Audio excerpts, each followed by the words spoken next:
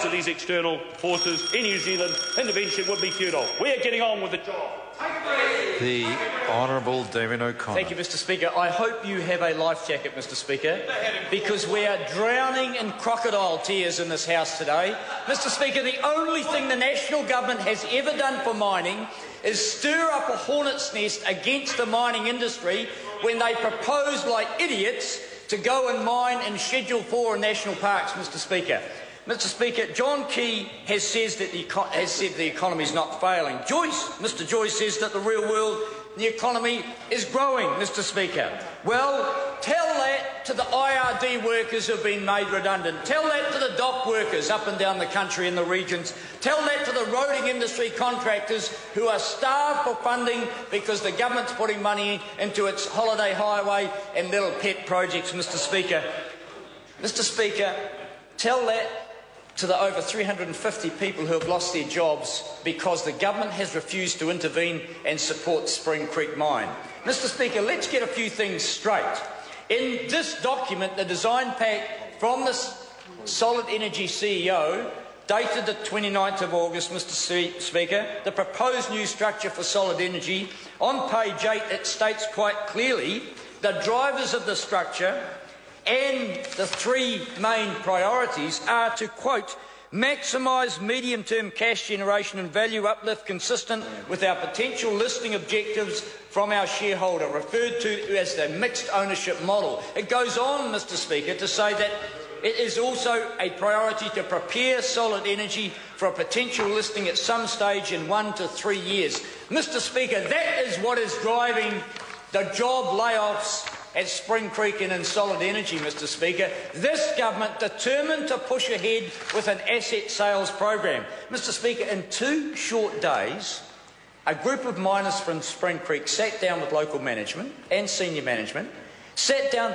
using information supplied by Solid Energy themselves and cut $60 million of the projected capital requirements for Spring Creek. $60 million. Now, the CEO said those were aspirational figures. They were figures supplied by his company to those workers. Mr. Speaker, that plan deserved proper consideration. They had an indication that in the middle of this week there'd be some report on that plan. No, well, the National Government decided to intervene and on Monday announced that the jobs had gone.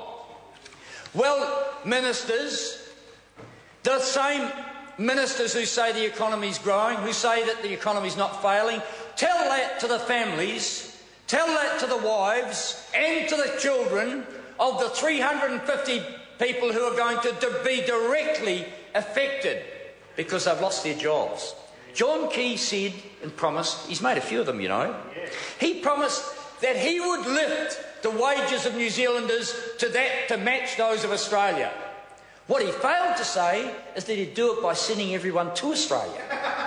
He's done it quite consistently, 50,000 people per year, and he now expects the people from Spring Creek to go to Australia, or, as we've heard in crocodile tears, to go up the road 140 kilometres to Westport to a mine there. Well, there is a proposal for a new mine, and the reason that there are objectors is because the National Government stirred up everyone who objected to mining to object to this one and delay the process. I don't think it's good. But the National Government was in large part responsible for that. There is objections, there are proposals. I could stand in this House until I was blue in the face and say, withdraw your objections. It's not going to happen. They're in there now, in big part because the National Government stirred up that hornet's nest. Mr. Speaker, if it goes ahead, the planning for that mine will require hundreds of millions of dollars of investment. That money's been spent at Spring Creek. The coal they get will be sold into the same marketplace as the coal from Spring Creek. Yet we hear from ministers it's unviable when we've had the capital invested, but it's viable up the road when the capital has yet to be spent. It is simply incomprehensible that those ministers can say, without twisting the truth, that one is fine and that we'll accept that Spring Creek can be closed down just because the price of coal has gone down. Well, this document says otherwise, Mr. Speaker, and it's about time the government... I call the honourable member Alfred Nairo. Thank you, Mr. Speaker.